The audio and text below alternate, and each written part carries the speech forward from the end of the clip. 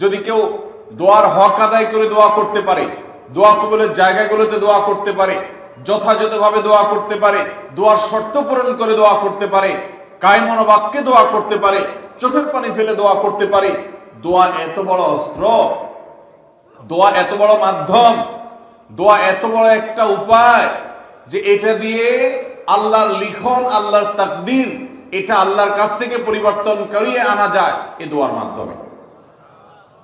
অথচ এই দোয়াও আমরা বেশি মানুষ করতে পারি না। আমরা হুজুরদের দিকে চায় থাকি যে হুজুরদের সাথে আমরা শুধু আমিন আমিন বলবো, নিজেরা আল্লাহর কাছে দোয়া করবো এটা আমরা জানি না। অথচ আল্লাহ বলেছেন উদউনি আস্তাজিব লাকুম, তোমরা আমার কাছে দোয়া করো, আমি তোমাদের দোয়া কবুল করব।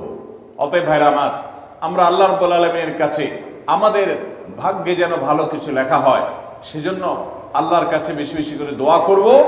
এবং আমাদের তাকদীরে যদি কোনো ক্ষতিকর কিছু থাকে তো সেটা যেন আমাদের ক্ষতি না করে আল্লাহ রাব্বুল আলামিন যেন আমাদের প্রতি রহম করেন, এই মর্মে আমরা যদি দোয়া করি তো দোয়ার মাধ্যমে আল্লাহ তাআলা তাকদীরও পরিবর্তন করে।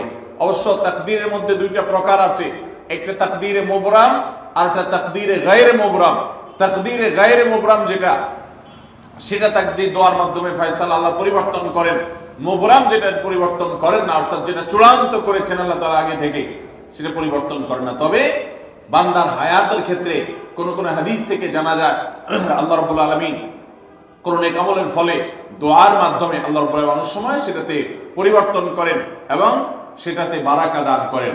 অতএব আমাদেরকে তাকদীর, ভাগ্য যেন সুপ্রসন্ন হয়, আমাদের নসিব যেন ভালো হয়, আল্লাহ যেন ভালো কিছু দান করেন, সেজন্য শবে বরাতে রাত ভরে ইবাদত বন্দেগী এই জন্য নয়, বরং আমাদের ভাগ্যে ভালো কিছু হওয়ার জন্য বছর জুড়ে আমাদেরকে নেক আমল করতে হবে। এক রাত ইবাদত বন্দেগী করলেন, সারা বছর কোন নফল নামাজ, ফরজ নামাজ, অন্যান্য ফরজ কাজ করলেন না, আর আপনি আশা করলেন যে আল্লাহ আপনার জন্য ভাগ্যে ভালো কিছু লিখে দিবে, এটা সঠিক নয়। আর ভাগ্যের নির্ধারণটা মূলত লাইলাতুল কদর, এটি বোঝা যায় সূরা দুখান থেকে, অন্যান্য সূরা থেকে। অতএব আমাদের সবাইকে আমাদের ভাগ্যে ভালো কিছু লেখার জন্য বেশি বেশি আমাদের 5 ওয়াক্ত ফরজ নামাজ সহ আল্লাহর সমস্ত ফরজ বিধানগুলো মেনে চলতে হবে, হারাম এবং গুনাহের কাজগুলো থেকে বেঁচে চলতে হবে, এবং সেই সাথে আমাদের সবাইকে বেশি বেশি করে, বিশেষ করে নেককারদের কাতারে শামিল হতে হবে। আমি যত বেশি নেককার হতে পারবো, ওই যে নামাজে আত্তেহাতুর মধ্যে নেককারদের দোয়া পাবো, আমার প্রতি শান্তি আল্লাহর এমনি বর্ষিত হবে। এবং দ্বিতীয় আমল হলো বেশি বেশি করে আত্মীয় স্বজন, রক্ত সম্পর্কীয় যারা, তাদের সাথে বিশেষভাবে সুসম্পর্ক বজায় রাখতে হবে। সম্পর্ক নষ্ট করা যাবে না, সম্পর্ক ছিন্ন করা যাবে না। এবং তৃতীয় আমল হলো বেশি বেশি দোয়া করতে হবে।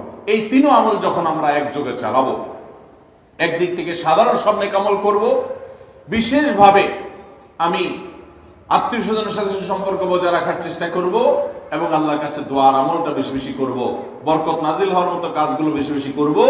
ইনশাআল্লাহ আল্লাহ রাব্বুল আলামিন আমার নসিবে ভালো কিছু দিবেন এবং মন্দ কিছু থেকে আমাকে বাঁচাবেন।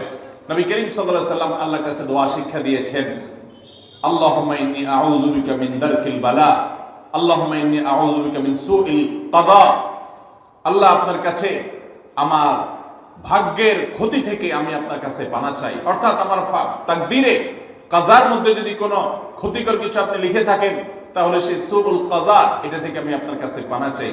অতএব এই মর্মে আল্লাহর কাছে যত বেশি আমরা দোয়া করব, আল্লাহ রাব্বুল আলামিন আমাদেরকে তত বেশি হিফাজত করবেন।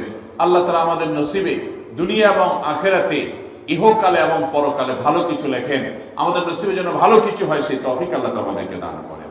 আমরা সবাই আমলগুলো করবো তো ইনশাআল্লাহ। আল্লাহ আমাকে আপনাকে আমাদের সবাই আমলের তৌফিক দান করুন। জাযাকুমুল্লাহু খায়রা ওয়া আখিরু দাওয়ানা আনিল হামদুলিল্লাহি রাব্বিল